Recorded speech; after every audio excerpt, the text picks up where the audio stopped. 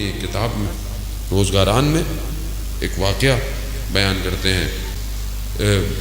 شب جمعہ ہے، کیونکہ یہ ایک عمل ہے کہ بہرحال جو لوگوں کی بہرحال حاجتیں ہوتی ہیں پوری کرنے کے لیے ایک عالم دین نے ایک کتاب میں پڑھا ایک عمل کو جس کا تعلق شیخ بہائی سے تھا.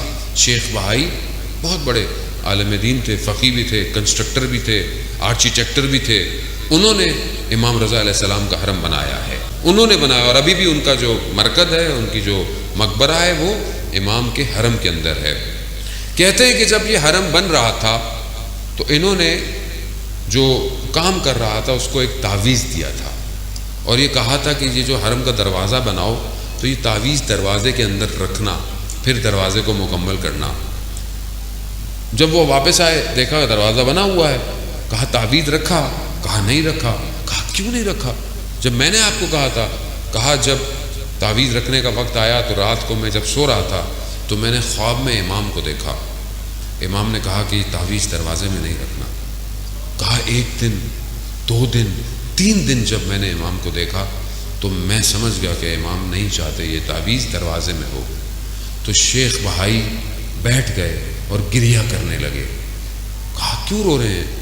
کہا میں نے جو تعویذ بنایا تھا نا وہ تعویذ ایسا تھا کہ کوئی بھی صرف حلال زادہ اس دروازے سے اندر آ سکے گا، کوئی اور نہیں آئے گا، مگر امام نہیں چاہتے تھے. کیوں؟ رؤوف ہے، مہربان ہے، یہ امام ہے.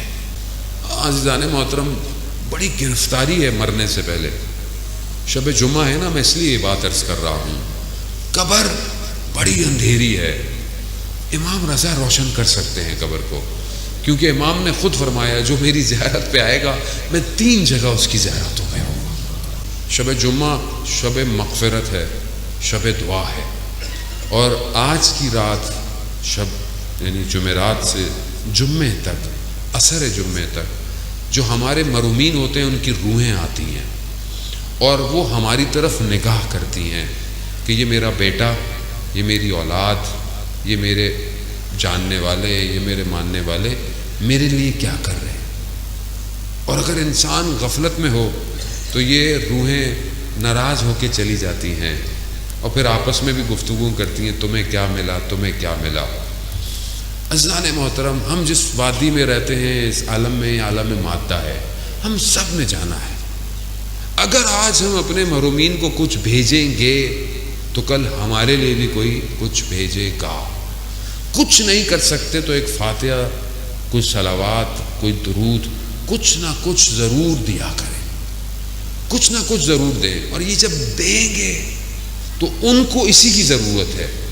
ان کو اگر آپ کوئی خیر نیک کام کرتے ہیں، حتیٰ آپ کہیں پر کوئی ایک سجدے گاہ بھی رکھ دیتے ہیں اور لوگ اس پہ سجدے کرتے ہیں، اس کا ثواب بھی انہیں جاتا ہے. کسی کا پیٹ بھر دیتے ہیں بھوکے کا، اس کا ثواب بھی. کسی کو لباس پہنا دیتے ہیں، حتیٰ آپ اگر پتھر کو رستے سے ہٹا دیں کسی کی خاطر کہ نیکی ہے، اس نیکی کا ثواب بھی آپ کے محرومین کو جاتا ہے.